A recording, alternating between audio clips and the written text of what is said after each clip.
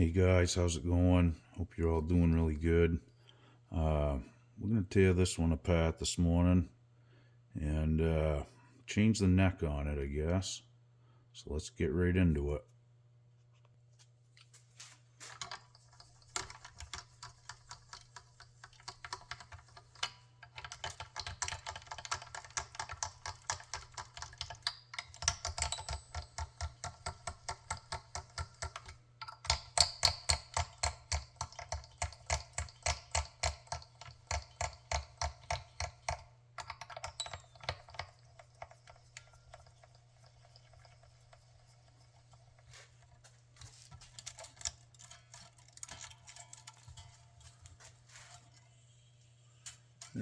They feel pretty dirty. I think I'm just going to cut them off and we'll put some new ones on. We change the neck.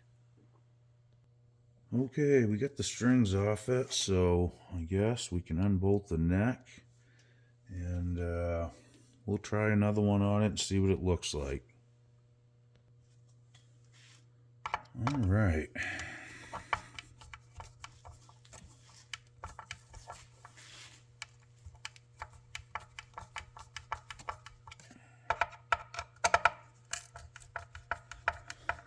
They're definitely nice and tight in there, I will say that.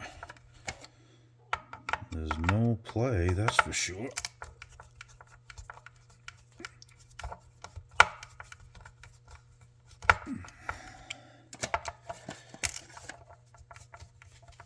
As you guys may notice, I'm not saying a whole lot today. I just dropped my truck off to have a plow installed on it, and just drove about 50 miles or so to have it done.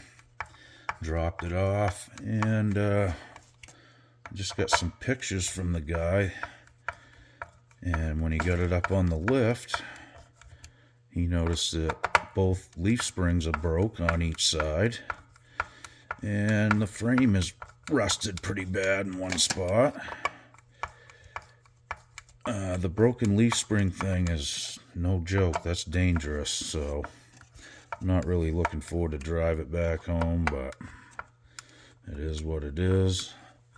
Why I'm not really excited about the whole thing is I just paid a guy $1,400 to fix the frame and fix the back body on the truck. And, they had the body right off it, so you can see the leaf springs plain as day. I don't mind paying somebody if they're going to do quality work, but if you're not going to do quality work, that's just not for me. Sick of being ripped off by people, to say the least. It's the same thing with this stuff. I don't rip nobody off. I don't even charge nowhere near as what I should charge to do this stuff, but, it's just the way I am. And that's in hopes that, good karma may come back, but it seems like the more good things you do for people, the more you get raked over the coals. I don't know. Anyway, I'm not trying to bring you guys down. I'm just telling you why I'm not really my usual self today, but we'll get through it somehow. Okay, so let's get those out of the way. And I'm just going to flip this over. She was stuck in there pretty good. There it is, built by me in 2020. Okay, so that neck is off. I'm going to have to clean that neck pocket some too, although it doesn't feel bad. It feels okay. Alright, so let's grab a neck. Okay, well, here's a tinted Telecaster neck. It fits on there really nice, that's for sure. I like the looks of it too. that could be an option. Like I said, it really does fit in the pocket really nice. The height's just right back here too, where it hits. So I'm going to check a few more here and just see what the fitment is like in the neck pocket on the rest of them. But I do like this. Looks kind of cool. All right. Okay. I believe this is Wengi. I think. Pretty sure. It's pretty heavy and it's got a lot of nice grain to it. So that would actually sit back there flush. I've just got the, this has the truss rod adjustment in the back, so I'm thinking I would have to do some carving in here probably to allow for that, which isn't a big deal. It looks cool. I like the looks of it for sure. Let's try another one. Okay, there it is with a Strat headstock and a Strat neck. And that fits pretty good too, really. It's the right height and everything. It's got a little slop in the pocket though. The other one fit tighter, so we're gonna try another one. Okay, so I've considered this too. This is not a high quality neck. It's okay though, but it seems like it may be a little high here. So you'd have to either adjust the heel or the pocket. And it's really sloppy in the pocket, so I don't think I'm going to use that one. Although I don't mind the Explorer style headstock. Looks cool with the body. Alright, let's check it out another one here. Okay, we've had a change of plans. I'm going to steal the neck off this. And then I'm going to put that Telecaster neck on this guitar. Okay, I think that's going to work better. I tried all the necks in that orange guitar and they really just weren't right. So what I'm doing right here, I just loosen these strings up. The strings are new. I'm just putting a piece of tape around the ends of them so they don't get tangled up. Okay, let's get this one off. So I'm going to put this neck on the orange guitar, like I said. And then we'll put this, we'll put the Telecaster neck on this one eventually. I'm going to mod this one, so we might not put the neck on it right now, but this neck, I was going to change this neck just because I really wasn't crazy about the feel, but it's not that bad. It's not as bad as I thought. I played it for a while last night, and it felt okay. And I might just order another neck for that orange one someday. I'm not really sure. I tried the Wengi one on there, and that really didn't fit good. So the orange guitar, it's a first act, and it has a big neck pocket, and it's quite wide, so you know, I gotta deal with that. You don't want them too loose. I don't want to have to put a bunch of shims in there if I don't have to, but sometimes you do. Alright.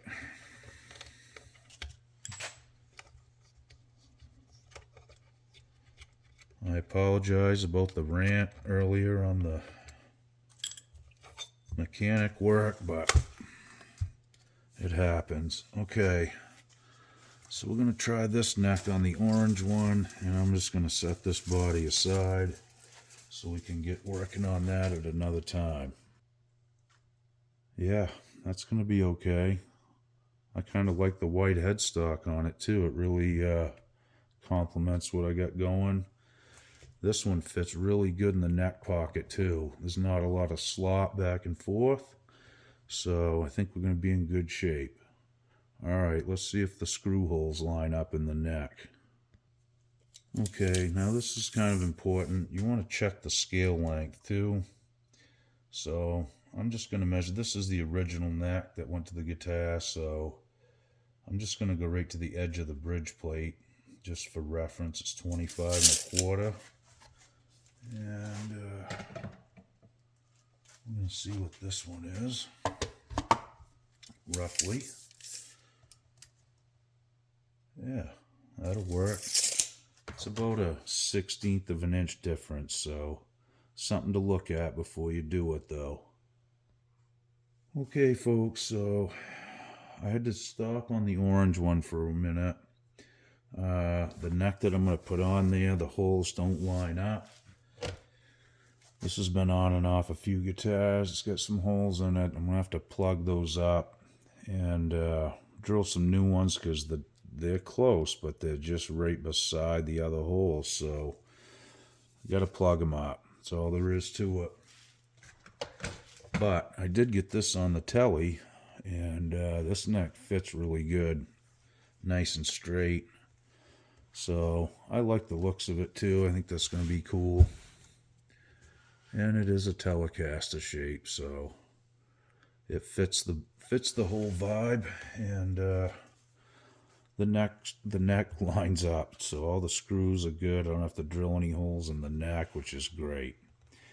Well, I think what I'm going to do is probably dig out some tuners here next and see what I got to throw on there. Okay, I found some Fender ones here. Still good, so I think we're going to throw those in. And I got a 3-tree string tree that I made I'm going to put on there too. And I think after we get that all taken care of, we're going to crack open the pick guard here eventually and look it over and see what kind of modifications I can do. I'd like to maybe do some stuff to this one. It's always like in the works, you know. I like to take one guitar and just keep messing with it for a while, instead of, you know, experimenting on good guitars. So, not that this isn't good, it's just inexpensive. It's just made out of stuff I had laying around, basically. Okay, let's get the tuners in. Okay, what I'm doing here, these tuners have these little alignment pins. They're just little nubs that stick out. Very stupid design, but just put a screw in it, it'd be a lot easier. So you have to make holes for these to set in. So that's what I'm doing. I'm just marking the holes. I just hold the tuner on there straight, tap it with my hammer, and it'll mark the little holes where I gotta make the little drill marks. Basically, you could probably do it with an awl or just barely start a drill in there. They're not that deep, so that's what we're gonna do next.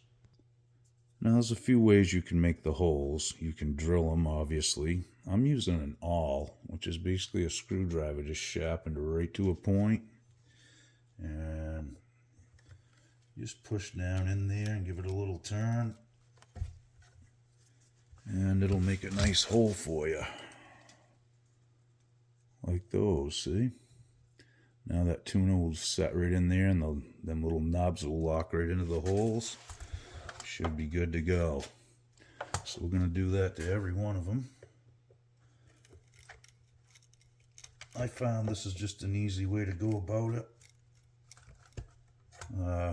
You know, it's kind of trial and error too. You got to put it on and try it, see if it fits, and you may have to make the holes a little deeper or a little bigger, but I think it's better than using a drill. It's easier for me, and I can keep everything nice and straight. Alright, let's just try one and see if it actually fits in there good. I'm just going to have to go a little bit bigger and a little deeper, but they're pretty close right there. Okay, so I've made the holes a little bigger, and I think we're going to be in good shape here now. Yep, they're snapping right in there, nice. Perfect. Like I said, that's an easy way to do it. It really is. And, you know, if you push the awl down in and your hole's too small, just kind of rotate it a little bit. You don't have to do it a lot. And that will make them a little bit wider for you. I mean, these are locked right in nice and tight. You know, just take your time and sneak up on each one till you get them right, and then you should be good to go. Okay, let's nut the other side. All right. So these are the old style, the two-piece, kind of, I think they come out with these in the 80s or something like that. I remember seeing this style on a lot of fenders back then, especially the kind with the little alignment pins on the back like I just showed you.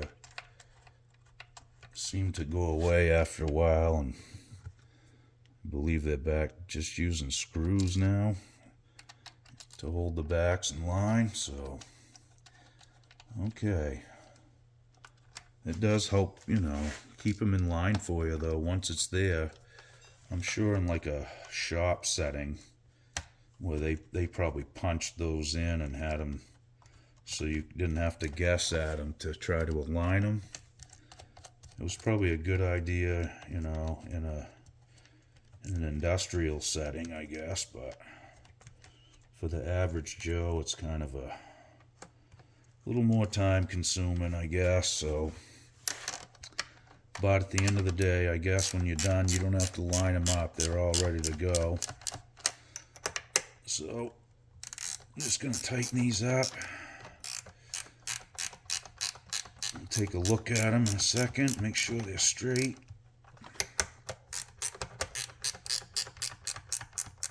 And I'm going to put the string tree on too.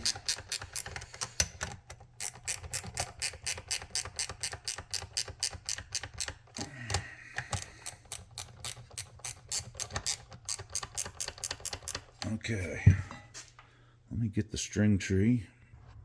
Okay, so I'm going to wait on the string tree for a minute until I get it strung up, because this had 2 string trees on it, and I'm just going to use one. And what this is a regular string tree. Let me get you in here where you guys can see. Okay, it's a regular string tree, guys. Okay, so it'd be like this, and your strings would go 1 through each side. So what I did is took a piece of brass and I've soldered them in, I've epoxied them in there. So what it does, it catches the E on the left side, then it catches the B and G on the right, so you get all 3. I like to get the G string, you know, because that's really the one that needs it the most. Okay, it's really easy to do. You can make them yourself out of them old style string trees. Okay, so I'm going to string this up and take a peek at it and see what's going on. Okay, well, I got the strings back on it, and they're actually touching the frets, basically. It's right down, so from here I'm going to start raising the saddles up and see what's going on. The nut looks okay. It's a little low. I may have to shim that up too, but in any case, I should be able to get it. Like I said, you know, I think just raising these up is going to help quite a bit. They're pretty low anyway, so we'll see what happens and just kind of take it from there. If we have to shim the neck back a little, we can too. It's not a big deal. It happens. Okay, guys, so I'm going to probably call this good on this video for now, and I am going to finish the orange one. I thought I'd just wait and do a whole video on that one alone, because it's going to take a little work to get the neck on it and get it lined up right, and that's good information to know. So I'd rather do another video. I'll take it real slow and walk you through it and everything, and we'll go from there. Now this one fits good and everything. We're going to be good that way, I think, as far as, you know, string pull and everything should be pretty straight. I think the biggest thing was just on this end, the action's quite low, so we'll raise that up and see what happens. Okay, guys, thanks again for watching. I really appreciate it, and we'll see you real soon. Okie doke.